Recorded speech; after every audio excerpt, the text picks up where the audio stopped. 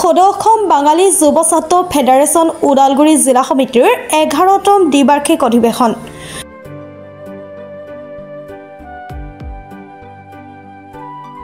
টংলাত কাৰ্যালয় উদ্বোধন কৰে বিটিআৰ ননৈ চেৰফাং পাৰিষদীয় সমষ্টিৰ EM সঞ্জিত তাঁতীয়ে।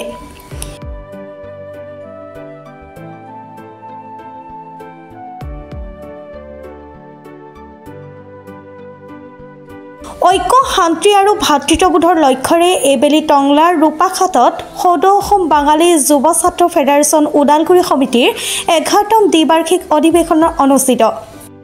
চলিত মে মাহৰ 24 তাৰিখ শনিবাৰৰ পৰা দুদিনীয়া বৰ্ণাঢ্য কাৰ্যসূচী টংলাৰ ৰূপাঘাটত অনুষ্ঠিত হ'ব সদৌ অসম বাঙালী যুৱ ছাত্ৰ ফেডাৰেশ্যন ওদালগুৰি জিলাৰ 11তম দ্বিবাৰ্ষিক অধিৱেশন অনুষ্ঠিত হ'ব। উল্লেখ্য যে আজি বিটিআৰ চৰকাৰৰ ননৈ চেৰফাং পাৰিষদীয় সমষ্টিৰ EM সঞ্জিত তাঁতীয়ে কাৰ্যালয়ৰ গৃহ উদ্বোধন কৰে।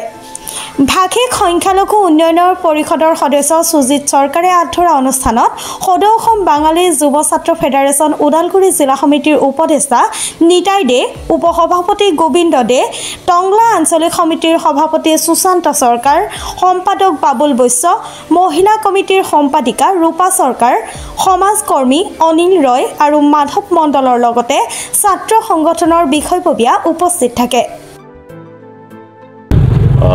আমাৰ বৃহত্তৰ বেংগলী জাতিৰ যি প্ৰধান সমস্যাবিলাক আছে সেইবিলাক আমি চৰকাৰৰ আগত কেনেকৈ উপস্থাপন কৰিম আৰু ইয়াৰ সমাধান আমি কেনেকৈ পাম তাৰ বিষয়ে আমি সেইটো মেইন উদ্দেশ্য ৰাখি পেলাই আমি এই অধিৱেশন পাতিবলৈ ওলাইছোঁ।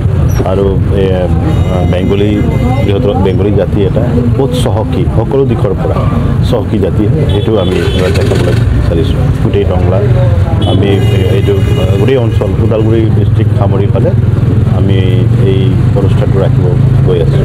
আমি শিক্ষা দীক্ষাৰ ক্ষেত্ৰত আজিৰ তাৰিখতো মানে সকলোৱে বিজনেছ মাইণ্ডেড হৈ আছে। বেংগলী জাতি বুলি ক'লে বিজনেছ মাইণ্ডেড হৈ আছে। চ' বেংগলীৰ পৰা অফিচাৰ হ'ব লাগিব, বেংগলীৰ পৰা ডক্টৰ হ'ব লাগিব, বেংগলীৰ পৰা বেলেগবিলাকো হ'ব লাগিব। এই মটিভেশ্যনেলটো ইয়থছৰ মাজত আনি ল'ব লাগিব। আমি সৰুৰ পৰাই যে বহুতখিনিত মানে এনেকৈ মাইণ্ডেড কৰি দিওঁ যে পঢ়ি ফালে কি কৰিবি, সৰু সুৰা কিবা এটা কৰি আৰম্ভ কৰ।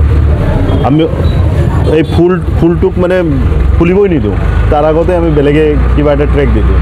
আমি এনেকৈ মানৱ সম্পদ হেৰাই দিওঁ। তো গতিকে এনেকুৱা কিছুমান জাতি আছিলে যে আদিবাসী হ'লে যে বাগানতে কাম কৰিব লাগিব বা কিবা এনেকৈতো এনেকৈ মাইণ্ডেড হ'ব পাৰে আগতে, কিন্তু এতিয়াতো সেনেকৈ নাই। আমাৰ মাজতো অফিচাৰ্ছ আছে, ডক্টৰ্ছ আছে, গোটেইখিনি আছে। গতিকে এইটো এটা এনেকৈ জাতি আছে, পটেনচিয়েল বহুত আছে। গতিকে ইয়াৰ পৰাও আমি বহুত মানৱ সম্পদ পাম। অল ৰাউণ্ডাৰ আছে, সকলো দিশতে আছে, অল অভাৰ ৱৰ্ল্ড আছে। ত' আমাৰ এৰিয়াবিলাকত সেই প্ৰভাৱটো কমকৈ চলি আছে। আমি এই প্ৰভাৱটোহে বিস্তাৰ কৰিব লাগে। অহা মে মাহৰ 24 আৰু 25 তাৰিখে দুদিনীয়াকৈ সদৌ অসম বাঙালী যুৱ ছাত্ৰ ফেডাৰেশ্যনৰ ওদালগুৰি জিলা সমিতিৰ 11তম দ্বিবাৰ্ষিক অধিৱেশন অনুষ্ঠিত কৰিব ওলাইছোঁ। আৰু আমি সেই অনুষ্ঠানটো টংলা ৰূপাঘাট অঞ্চলত কৰিম, ৰূপাঘাট ফিল্ডত, আমাৰ অনুকূল মন্দিৰৰ ওচৰতে। আৰু ইয়াতে আমি মিনিমাম 8,000 পৰা 10,000 মানুহ গেদাৰ কৰিবৰ কাৰণে চেষ্টা কৰিম। আৰু ইয়াতে মূল বিষয় হ'ব আমাৰ বঙালীসকলৰ যি সমস্যা, জাতীয় সমস্যা বুলি ক'ব লাগিব। যেনেকুৱা আমালোকৰ যি নামৰ আগত ডি বুলি যিটো ৱাৰ্ড লিখা থাকে, ডাউটফুল ভোটাৰ। একচুৱেলি ভাৰতীয় সংবিধানত আইদাৰ ইউ আৰ ভোটাৰ নহয়, এই দুটা বস্তুৱেই থাকে। কিন্তু দুৰ্ভাগ্যবশতঃ আমাৰ বেংগলী কমিউনিটিৰ নামৰ আগত মানে ডাউটফুল বুলি ভোটাৰ ডি বুলি এটা ৱাৰ্ড লগোৱা আছে। আৰু বিভিন্ন জাতি জনগোষ্ঠীৰো আছিলে, দেখা পাইছোঁ। কিন্তু পৰ্যায়ক্ৰমে চৰকাৰে সেইসকলৰ সমস্যাখিনি সমাধান কৰি গৈ আছে। কিন্তু আজিলৈকে আমাৰ বেংগলী জাতিটোৰ বিশেষকৈ এইটো সমস্যা থাকি গৈছে। আৰু এইটো সমস্যা থকাৰ কাৰণে আমি মেণ্টেলি, ফিজিকেলি, অৰ্থনৈতিকভাৱে বিভিন্নভাৱে আমি মানে কষ্ট পাব লগা হৈছে।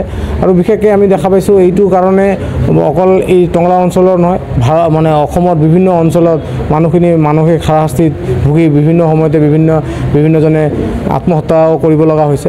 তো আমি এই সভাৰ মাধ্যমেৰে চৰকাৰৰ ওচৰত আমি দাবী জনাব বিচাৰিম যে আমাৰ যি সমস্যাখিনি আছে, সেই সমস্যাখিনি সোনকালে সমাধান কৰি দিয়ক সকলো। আৰু আমি আমাৰ যি অ'পেন ছেশ্যনৰ আগত যি আমাৰ প্ৰচেছন হ'ব, কালচাৰেল ৰেলী হ'ব, তাতে আমি বিভিন্ন জাতি জনগোষ্ঠী, যেনেকুৱা আমাৰ অসমৰ বিহু, বড়োসকলৰ বাগৰুম্বা, ৰাভাৰ খেৰাই, আমাৰ আদিবাসীসকলৰ ঝুমুৰ আমাৰ বেংগলী ৰবীন্দ্ৰ সংগীতৰ পৰা আৰম্ভ কৰি আৰু সৰু সৰু জাতি জনগোষ্ঠীৰ যি কালচাৰ আছে গোটেইখিনি কালচাৰক আমি একলগ কৰি আমি এই কালচাৰেল ৰেলীটো কৰিম CM প্ৰমোদ বড়ো তেখেতৰ লগত যোগাযোগ হৈছে তেখেতে আহিম বুলি কৈছে আমাৰ এইটো সৌভাগ্য বুলি ক'ব লাগিব এইটো সমষ্টিৰ MLA তথা আমাৰ অসম বিধানসভাৰ মাননীয় অধ্যক্ষ বিশ্বজিৎ দৈমাৰী তেখেতে আহিম বুলি কৈছে BTRৰ যিখিনি EM MCLA আছে তেখেতসকলৰ লগতো যোগাযোগ কৰিছোঁ তেখেতসকলে আহিব আৰু আমাৰ অসম মন্ত্ৰীসভাত যিখিনি আমাৰ বেংগলী মন্ত্ৰী আছে MLA আছে তেখেতসকলৰ লগতো আমি এটা সমন্বয়ভাৱে যোগাযোগ কৰি আছোঁ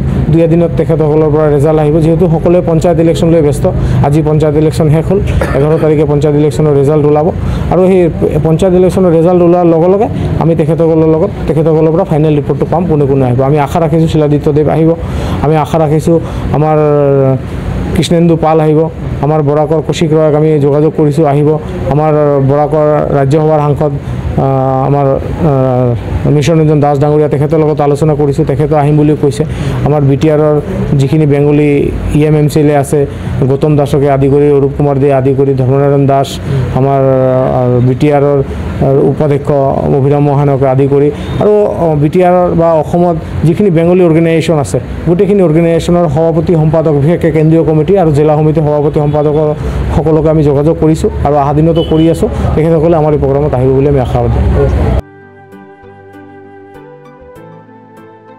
ওদালগুৰিৰ পৰা চিন্ময় ডেকা ৰিপৰ্ট প্ৰাতঃ টাইম ডিজিটেল